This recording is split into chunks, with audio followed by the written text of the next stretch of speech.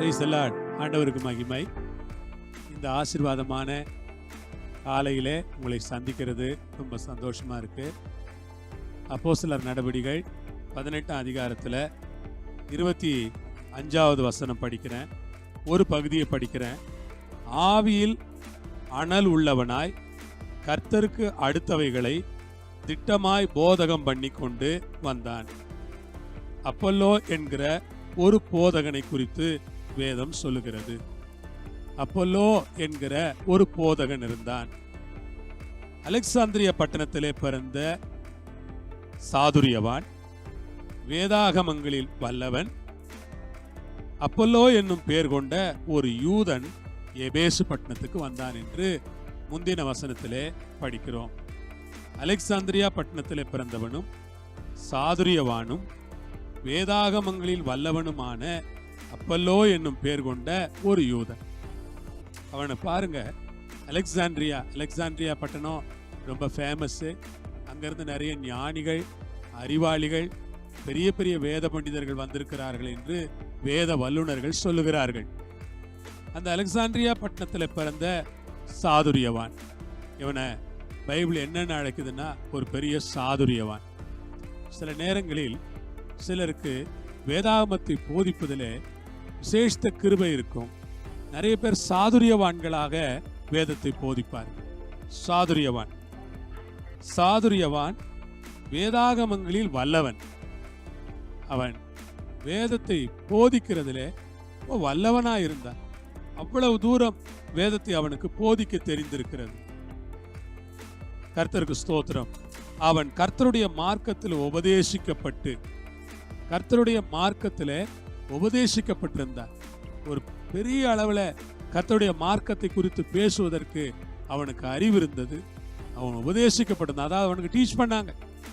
நல்ல டீச்சிங் அவனுக்கு கிடைச்சிருக்கு. நிறைய கற்றுக்கொண்டிருந்தான். ஒரு பெரிய திறமைசாலியாக அவன் இருந்தான். பெரிய அறிவாளியாக, பெரிய புத்தி கூர்மை உள்ள ஒரு புத்திசாலி மனிதனாக அவன் இருந்தான். அப்படிப்பட்ட அவன் யோவான் கொடுத்த ஞானஸ்நானத்தை மட்டும் அறிந்தவனாயிருந்து ஆவியில் அனல் உள்ளவனாய், கர்த்தருக்கு ஸ்தோத்திரம், ஆவியிலே அனலாய் கர்த்தருடைய நாமம் மகிமைப்படுவதால் பைபிள் சொல்லுகிறது, ஆவியிலே அனலாயிருங்கள், கர்த்தருக்கு ஊழியம் செய்யுங்கள், ஆவியில் நிறைந்திருங்கள். ஆவியில் நிறைந்து சங்கீதங்களால், கீர்த்தனைகளால், ஞானப்பாட்டுகளால் உங்கள் இருதயத்திலே கர்த்தரை பக்தியோடு பாடுங்கள். ஆவியில் நிரம்பியிருங்கள் என்று வேதம் நமக்கு போதிக்கிறது. விசுவாசிகளாகிய நாம் ஆவியில் நிரம்பி இருக்கிற மக்களாய் இருக்க வேண்டும். ஆவியால் நிரப்பப்பட்டு ஆவியில் நிரம்பி இருக்கிற ஜனமாய் நாம் இருக்க வேண்டும் என்று தேவன் எதிர்பார்க்கிறார். அப்படி ஆவியிலே அனல் உள்ளவர்கள், அவங்க தான் ரொம்ப முக்கியமானவங்க. ஆவியிலே அனல் உள்ளவர்கள், ஸ்தோத்திரம், அனலுமின்றி குளிருமின்றி வெதுவெதுப்பாய் இருக்கிறவர்கள் அல்ல, ஆவியில் அனல் உள்ளவர்கள். சகோதர சகோதரிகளே, நீங்கள் ஆவியில அனலாய் இருக்கிறீர்களா? உங்கள் ஆவி அனலாய் இருக்கிறதா? உங்கள் ஆவி அபிஷேகத்தை நீங்கள் எந்த அளவுக்கு பெற்றிருக்கிறீர்கள்? உங்கள் ஆவி எந்த அளவுக்கு அந்த அபிஷேகத்தை பெற்ற நிலைமையில் இருக்கிறது? நீங்கள் ஆவியில் அனல் உள்ளவர்களா இருக்கிறீர்களா என்பதை யோசித்து பாருங்கள் என்று உங்களை நான் கேட்டுக்கொள்கிறேன். ஆவியிலே அனல் உள்ளவனா? இந்த மனிதன் எப்படி இருந்தான்? ஆவியில் அனல் உள்ள ஒரு மனுஷனா இருந்தான். ஆண்டவருக்கு ஸ்தோத்திரம். ஆவியிலே அனலாயிருப்பது கர்த்தருடைய பரிசுத்த நாமம் மகிமைப்படுவதாக. ஆவியில் அனல் உள்ள ஒரு மனுஷன்.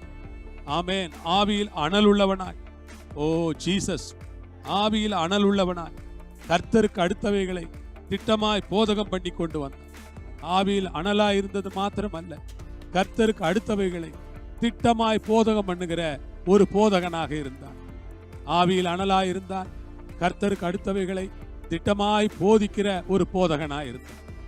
ஆம் பிரியமானவர்கள், ஆவியில் அனலோடு கர்த்தருக்கு அடுத்தவைகளை திட்டமாய் போதிக்கிற ஒரு கிருபை. நீங்கள் ஆவியில் அனலாயிருங்கள் என்று உங்களை நான் உற்சாகப்படுத்துகிறேன். ஆவியில் அனலாய் வாழுங்கள், ஆவியில் அனலாயிருங்கள், கர்த்தருடைய ஊழியத்தை நிறைவேற்றுகிற மக்களாய் இருங்கள். எப்பொழுதும் ஆவியில் நிறைந்து ஜெபம் பண்ணி கொண்டிருங்கள்.